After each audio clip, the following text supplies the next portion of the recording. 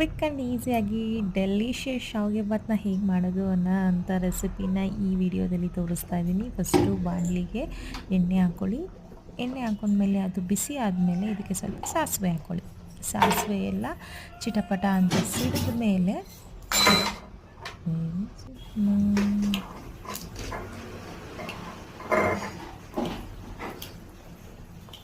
ಈಗ ಆಲ್ರೆಡಿ ನಾನಿಲ್ಲಿ ತರಕಾರಿನ ಚಿಕ್ಕ ಚಿಕ್ಕದಾಗಿ ಕಟ್ ಮಾಡಿಕೊಂಡು ಬೇಯೋಕೆ ಇಟ್ಕೊಂಡಿದ್ದೀನಿ. ನೆಕ್ಸ್ಟು ಇದಕ್ಕೆ ಉದ್ದಿನಬೇಳೆ ಕಡಲೆಬೇಳೆ ಹಾಕ್ಕೊಂಡು ಇದು ಬ್ರೌನ್ ಕಲರ್ ಆಗೋವರೆಗೂ ಸ್ವಲ್ಪ ಫ್ರೈ ಮಾಡಿ, ಇದು ಬ್ರೌನ್ ಆದಮೇಲೆ ಇದಕ್ಕೆ ನಾನು ಆಲ್ರೆಡಿ ಆನಿಯನ್ ಮತ್ತು ಗ್ರೀನ್ ಚಿಲ್ಲಿನ ಚಾಪ್ ಮಾಡಿ ಇಟ್ಕೊಂಡಿದ್ದೀನಿ.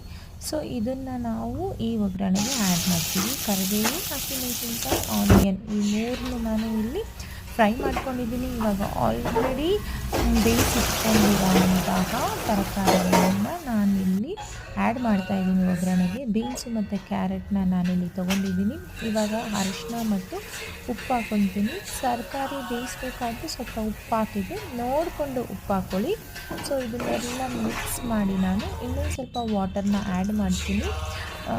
ಶಾವಿಗೆ ಬೇಯೋಕ್ಕೆ ಬೇಕಾಗಿರೋ ಅಷ್ಟು ನೀರನ್ನ ಆ್ಯಡ್ ಮಾಡಿ ಕುದಿಯೋ ಟೈಮಲ್ಲಿ ಕೊರಿಯಾಂಡರ್ನ ಚಾಪ್ ಮಾಡಿ ಇಟ್ಕೊಂಡಿರೋದನ್ನ ಹಾಕ್ಕೊಂಡಿದ್ದೀನಿ. ಫೈನಲಿ ನೀರು ಚೆನ್ನಾಗಿ ಕುದ್ಮೇಲೆ ಶಾವಿಗೆನ ಆ್ಯಡ್ ಮಾಡಿದ್ದೀನಿ. ಇಲ್ಲಿ ನಾನು ಅನಿಲ್ ಶಾವಿಗೆ ತೊಗೊಂಡಿದ್ದೀನಿ. ಸೊ ಚೆನ್ನಾಗಿ ವಾಟರಲ್ಲಿ ಅನಿಲ್ ಶಾವಿಗೆನ ಎಲ್ಲ ಒಗ್ಗರಣೆ ತರಕಾರಿ ಎಲ್ಲ ಮಿಕ್ಸ್ ಆಗೋ ಹಾಗೆ ನಾನಿಲ್ಲಿ ಮಿಕ್ಸ್ ಮಾಡಿ ಒಂದು 5 ಮಿನಿಟ್ಸು ಸ್ಟೀಮ್ ಮಾಡ್ತೀನಿ. ಸ್ಟೀಮ್ ಮಾಡಿ ತೆಗೆದ ಮೇಲೆ ನೋಡಿ ವೆರಿ ಡೆಲಿಷಿಯಸ್ ಶಾವಿಗೆ ಭಾತ್ ರೆಡಿಯಾಗಿದೆ. ತುಂಬ ಟೇಸ್ಟಿಯಾಗಿರುತ್ತೆ, ಕ್ವಿಕ್ಕಾಗೂ ಆಗುತ್ತೆ. ಸೊ ಮಾರ್ನಿಂಗ್ ಬ್ರೇಕ್ಫಾಸ್ಟ್ಗೆ ನಾನು ಈ ರೆಸಿಪಿನ ರೆಡಿ ಮಾಡಿದ್ದೆ. ಸೊ ಬಾಕ್ಸಿಗೆ ಕೂಡ ನಾನು ಇದನ್ನೇ ಬಾಕ್ಸ್ ಮಾಡ್ತಾಯಿದ್ದೀನಿ.